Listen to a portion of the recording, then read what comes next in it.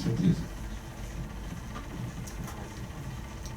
Next, is automation creating more jobs than it destroys now in South Korea?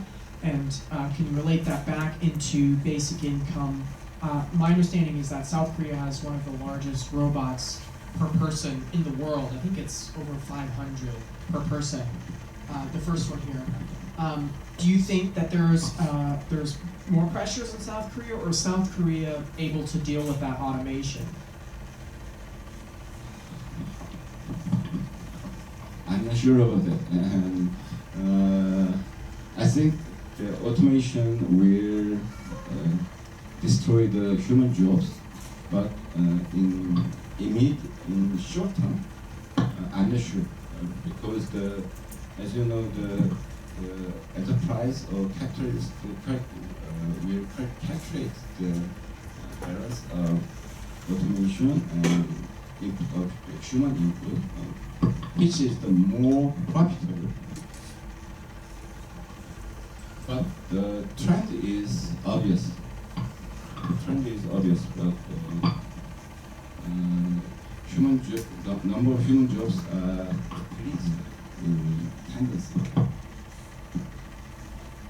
And we had one audience member ask, can you elaborate on the pilot city in Korea, the UBI pilot city in Korea?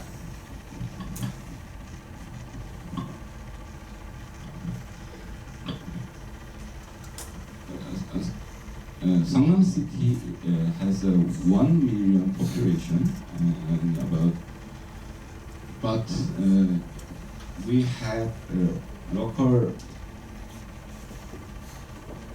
government, but local government has no room to exert the fund to new social policy.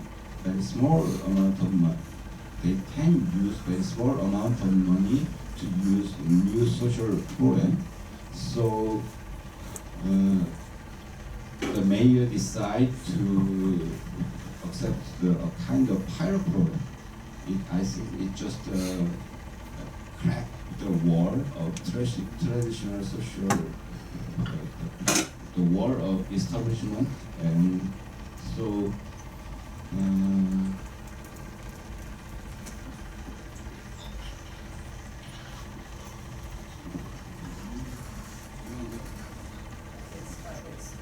So it's the pilot city. So now about 13,000 of 24-year-olds received the youth dividend, and some investigation on their response to the youth dividend is very positive. And just if you can answer in 1 minute and give your concluding statements, what's the biggest difficulty in pushing for basic income in South Korea?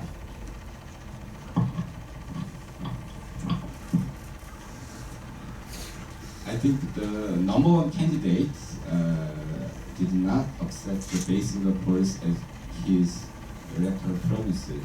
So I think we lose the chance to promulgate the basic policy. But the number two candidate accept the basic of his electoral promises. So I think he will have more support. So the basic income will be our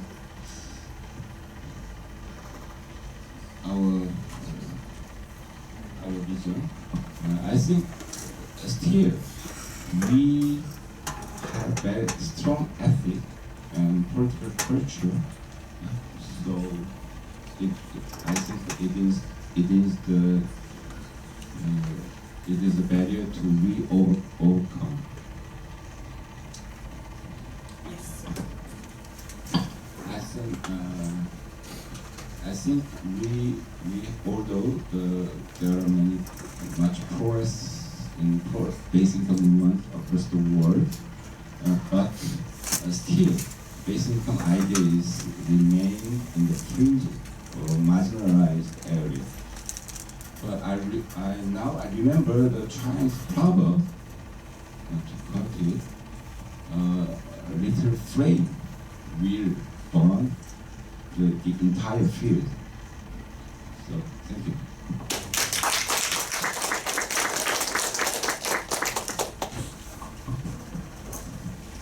And in the other room, discuss the topic is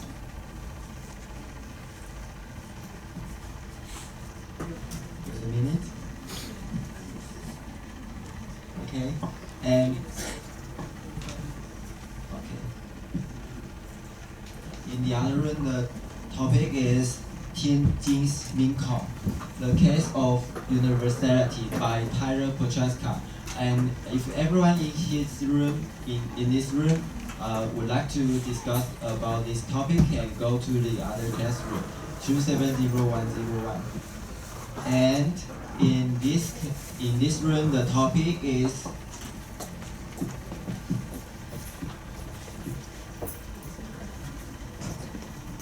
Basic Income Feasible and Sustainable by Joffre Balce, Secretary of the Association for Good Government。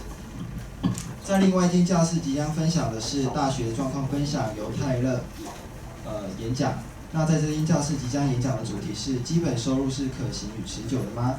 由良好政府协会澳洲处秘书 Joffre Balce 发表演说。Let's give him a warm welcome.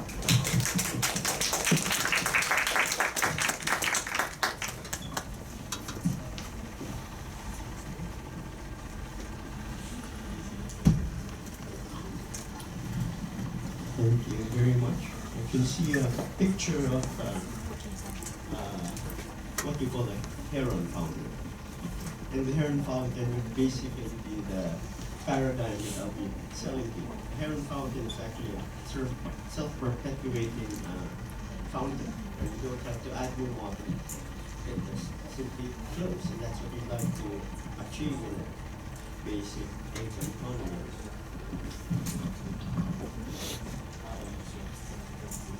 Okay. The challenge really is in basic income is pretty much like how planes broke the sound barrier. If you don't design an there was a time when scientists themselves said planes are not meant to fly faster than the speed of sound, until Chuck Yeager did. And that's the challenge for us. We have to design an economy that breaks the sound barrier, that breaks the vicious cycle of poverty. And why this is currently the paradigm that we use. It's a bucket. It's a leaky bucket paradigm. Monetary policy, when there's too much money in the economy and it causes inflation, it applies taxes to mop up the excess liquidity. But in the process, it sometimes ends up contracting the economy. So what's an example? Let's introduce more money. And it goes into a kind of vicious cycle, contradictory tension between the taxman and the money man. Because there's one of the very basic questions people ask. Will taxes be adequate? Will BI be inflationary? And frustration and inflation will create usually instability. So how do we avoid risks of more taxes, higher inflation, given the current framework? Don't use the same framework. I mean, Einstein himself said if you continue to do something and expect a different result, you're gonna be crazy. So here's an interesting framework that I'd like to use as an analogy, the Heron framework, where economic rents, it's been mentioned time and again, would be the analogy for the air and pressure. And economic transactions, the way goods and services would flow, would be the water. Fiscal policy will manage economic rents, while monetary policy will manage money so that goods and services will flow, natural, benevolent. And this fountain was designed by Chiron, the first century AD polymath, also known as the hero of Alexandria. But I'd like us to, we have to clarify as to what really is economic rent. What's our mental model that we can relate to? We'll start with what sounds like a joke. 3 Aussies enter a bar. And one of them offers to buy the beer, which they think is $5 a glass. And he discovers, oh, there's a $12 job that contains 4.5 glasses for just $12. So the 1.5 glasses and the $3 saving is like economic rent.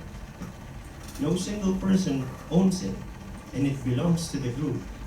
And it can be redistributed to benefit all, or some unscrupulous member of society might pocket it all for himself. What does it do? If you give your friends back, okay, $1 each and there's more beer available, they'll probably buy another round. And if a fourth friend joins them, I mean, you're a friend. If somebody joins them and you have more beer than enough, and you've got $1 each in your pocket, they'll say, here, have a shot. That means our shot. And that would be how basic income should work. You have to say, hey, go to the bar and buy your own beer. Right? It doesn't sound very friendly. So, understanding economic trends is pretty much like the difference between all the political economic benefits in one location and one less favorable occasion versus something more favorable. It's like valuing a square meter of land in Taipei versus a hectare in Afghanistan. I mean, would you like to trade, for those who own a flat, would you like to trade your condo for a farm in Afghanistan? You say, forget it, right? You're not a farmer in the first place. So the difference in those values would be how economic rent is manifested. There in terms of labor, time, efforts, the satisfaction you get in